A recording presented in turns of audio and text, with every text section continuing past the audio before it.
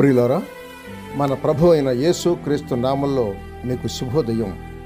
ఆయనను గూర్చి అనుదిన ఆత్మీయ ఆహారం, జనవరి 29 బుధవారం. నేటి మన ధ్యాన లేఖనం నిర్గమకాండం 40వ అధ్యాయం 33-34 వచనాలు. అలాగున మోషే పని సంపూర్తి చేశాను.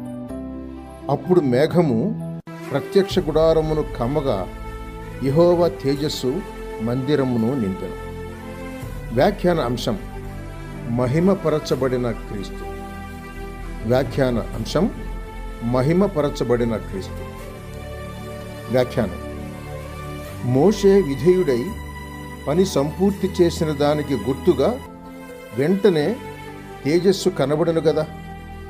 అలాగే శిలువ మరణము మట్టుకు విధేయుడైన క్రీస్తు తన పని సంపూర్తి చేసినట్టుగా రుజువు కొరకు పరిశుద్ధాత్మ దిగివచ్చి నమ్మిన వారికి గొప్ప తేజస్సును అందించాడు.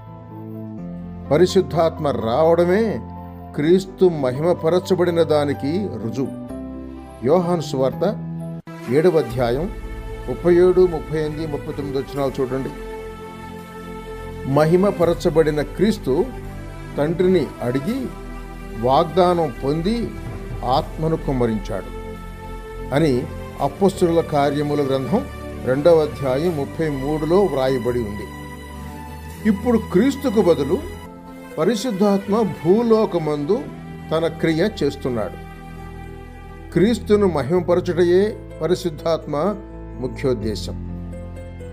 కనుక భాషలు గాని వణగటం గాని పెట్టుకొని క్రీస్తును అవమానపరచకుడి. యోహాను సువార్త 15వ అధ్యాయం 25, 26 వచనాలు చూడండి. క్రీస్తును అంగీకరించిన దానికి రుజువుగా మీ ఆత్మలో పరిశుద్ధాత్మ తేజస్సుగా నివసిస్తున్నాడా లేడా?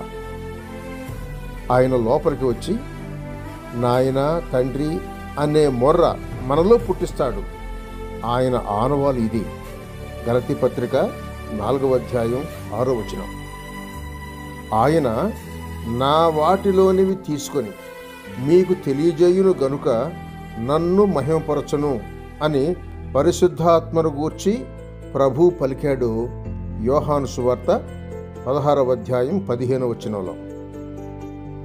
యెహోవా, నీ కార్యములు ఎంత దొడ్డవి, నీ ఆలోచనలు అతి గంభీరములు. 92వ కీర్తన 5వ వచనం. సహోదరుడు సైలస్ ఫాక్స్. శుభములతో వందనాలు.